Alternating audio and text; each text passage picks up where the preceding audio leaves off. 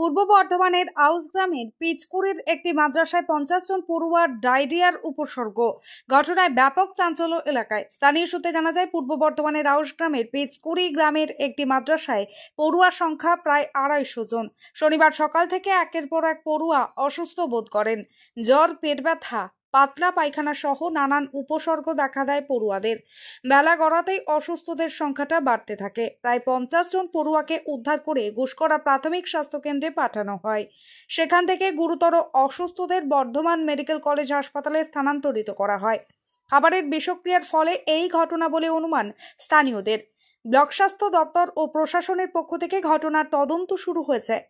পূর্ব বর্ধমানের আউশ গ্রাম থেকে শেখ মিলনের রিপোর্ট, 7 দিন টিভি। কালকে রাত্রে খাবার খাওয়া হয়েছে। কালকে রাতে ভাত ডাল যেরকম খাই সবজি খাবার, এই খাওয়ার পর থেকে এবারে কালকে রাতে তো আর কোনো কিছু হয়নি।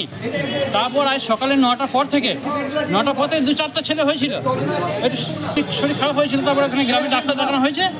তারপর ধরুন ওটা মোটামুটি একটু কমে ছিল। তারপরে 4:30-5টার পর থেকে এটা বাড়াবাড়ি। এখন পেটে পাতলা পায়খানা হয়েছে, বমি পায়খানা আর পেটে যন্ত্রণা, মোটামুটি 50টা। কিন্তু এখনো হয়নি। তবে এখন কি হবে, এখন আজকে 9টার পর থেকে এগুলো হয়েছিল, 2-4 দিন হয়েছিল। তারপরে বিকালে 5টার পর থেকে এগুলো সব বেশি হয়েছে। করা হয়েছিল গ্রামে। হ্যাঁ, একটু কম হয়েছিল, কিন্তু তারপরে আবার বেড়ে গেছে এখন।